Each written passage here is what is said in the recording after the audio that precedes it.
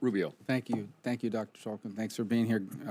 My understanding is the president's going to sign VA accountability on Friday. Yes, yes. I wanted him to do it last Friday, but my sense is you're prepared to begin to quickly implement the flexibility that it gives you for accountability. Absolutely, and we certainly thank you for your leadership in that. This is something that I think all of us feel is important for moving forward. Yeah, the one thing I would note is, but we had tremendous bipartisan support on it at the end. People came together. Senator Tester, Senator Moran was part of that as well.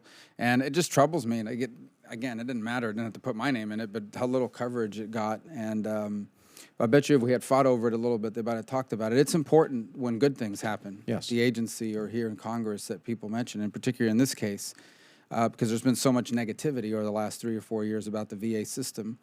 And that every opportunity we can to catch people doing things right, that we point to that as well. And the great thing about accountability is it's not really a punitive measure. It is designed in many ways to reward the people who are doing things the right way. It isn't fair to a good employee to be saddled with the consequences of what someone who's not doing a good job is doing. So We've actually seen a fair amount of coverage on it. May not have come to your attention, but maybe it's the stations I watch. exactly.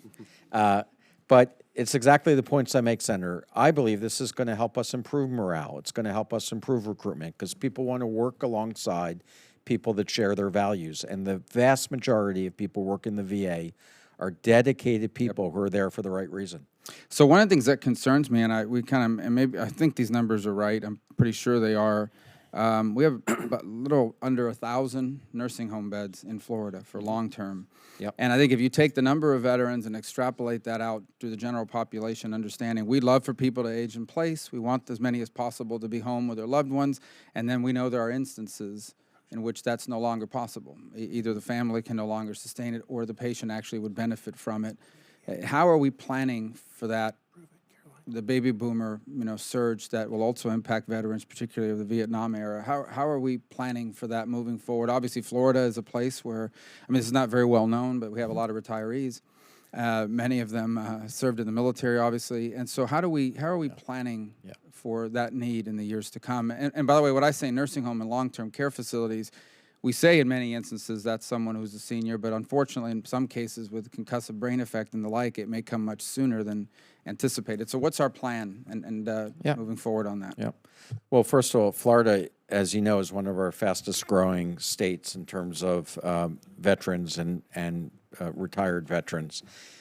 So we're doing several things. First of all, I made a decision about 2 months ago to eliminate the federal requirements on the states for building state nursing homes or state facilities with federal money. So what we used to do is we used to give out grants to the state, and Florida was actually the case example for us, where we would tell them exactly how they had to build these things, and it was costing them 40% more than the states could do it if we would just get out of the way.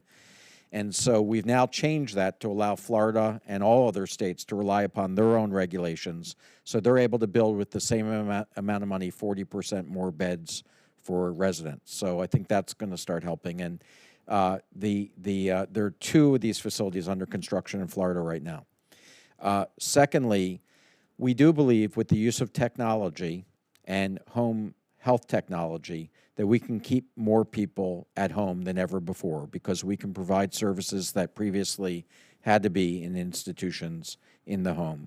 And third, we do believe in the extended use of caregivers where people want to remain in their homes and not go and seek institutional care. But as you said, we are going to have to continue to expand capacity, and that's why we're working with states, we're working with nonprofit organizations, and the VA itself is also building community living centers. And one of the things we've learned in the sort of, stay-at-home model is there are needs from time to time for someone to be able to go to a daytime facility while the caregiver works or what have you. Do these centers have the flexibility to provide that service, or do they have to basically operate as a singular, or is it basically it's up to the state to design based on state regulation? Yeah, that's what we've said. It's now So you're up to providing the the money, and then they're building it as if it were exactly any facility operating in the state under their guidelines. Yeah, and I was on a call with all the state directors yesterday going over this, and States have different philosophies about this. I happen to think that partial day programs and the type of adult daycare that you're talking about may not be a great So, name. I'm is sorry, when you important. extrapolate Yeah. the long-term need with the dollars in Yeah. the budget, do we have sufficient funding in that program to keep pace with what we think will be the need in the years to come? Well, the states think that the federal government should be helping more. I've told them that this is important to us, that we will maintain our funding commitments to it, that we will certainly look and advocate for more dollars, but that the federal budgets are under considerable, stress, and we're going to have to look for all sorts of sources of funding to meet the needs. Yeah, I think the right answer to those questions is always yes, isn't it? Yes, we need more money. But I understand Yeah. your perspective. The states Yeah. want the federal share to be Sure. higher. Got it. Thank you.